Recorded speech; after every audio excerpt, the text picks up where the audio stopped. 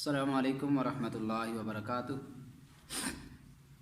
رسول اللہ صلی اللہ علیہ وسلم کے پاس کیس آیا، اللہ کے پاک پیغمبر، ایک انصاری صحابی کے گھر چوری ہو گئی اور چوری میں سے کچھ سامان ایک یہودی کے گھر سے برآمد ہو گیا ہے، برائے مہربانی اس کا کوئی فیصلہ فرما دیں۔ رسول اللہ صلی اللہ علیہ وسلم نے فریقین کو جمع کیا اور کیس سننا شروع کر دیا۔ چوری کرنے والا ایک کلمہ گو مسلمان تھا، بد عمل تھا، چوری کر بیٹھا۔ آقا علیہ الصلوۃ والسلام کے سامنے جب پیش ہوا، اس کے ساتھ اس کے خاندان اور قبیلے والے بھی جمع ہو گئے اور اس کے حق میں ثبوت اور گواہیاں پیش کرنے لگے کہ جناب والا چوری شدہ زرہ جو ہے وہ یہودی کے گھر سے برآمد ہوئی ہے، تو اس لیے چور یہودی ہی شمار ہوگا۔ رسول اللہ صلی اللہ علیہ وسلم نے خوب تسلی سے ان کی باتیں سنی، کچھ فیصلہ فرمانا چاہتے تھے کہ آسمان سے وحی کا نزول ہوا۔ اللہ کے پیغمبر، انا انزلنا الیک الکتاب بالحق لتحکم بین الناس بما اراک اللہ ولا تکن للخائنین خصیما۔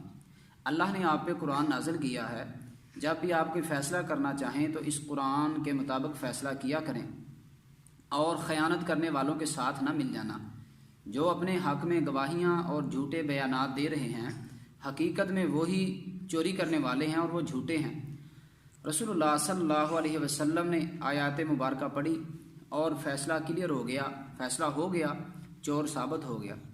میرے بھائیو، اللہ نے قرآن ہمیشہ کے لیے نازل فرمایا ہے، اس کے اندر بہت سی ہدایت ہمارے لیے پوشیدہ ہے جسے ہم دیکھنا چاہیں تو مل سکتی ہے۔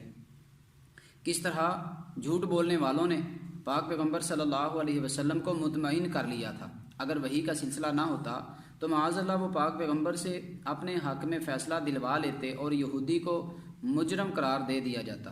اسی لیے اللہ نے سورۃ الحجرات کے اندر فرمایا، یا ایھا الذین آمنوا ان جاءکم فاسق بنبأ فتبینوا، کہ جب تمہارے پاس کوئی خبر دینے والا خبر لے کے آئے تو اس کی تحقیق کیا کرو۔ اگر اس اصول کو ہم اپنے معاشرے پہ لاگو کر دیں، جب بھی کوئی ایسی بات کہے جو کسی کے خلاف ہو، کسی کے گھر کے خلاف ہو، کسی محلے کے خلاف ہو، اس کی تحقیق کریں۔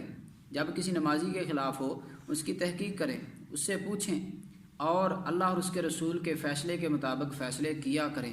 جب ہم ایسے اعمال کریں گے تو یقیناً ہمارے گھروں میں، ہمارے معاشرے میں، ہمارے محلے میں اصلاح ہوگی اور امن اور سکون برقرار رہے گا۔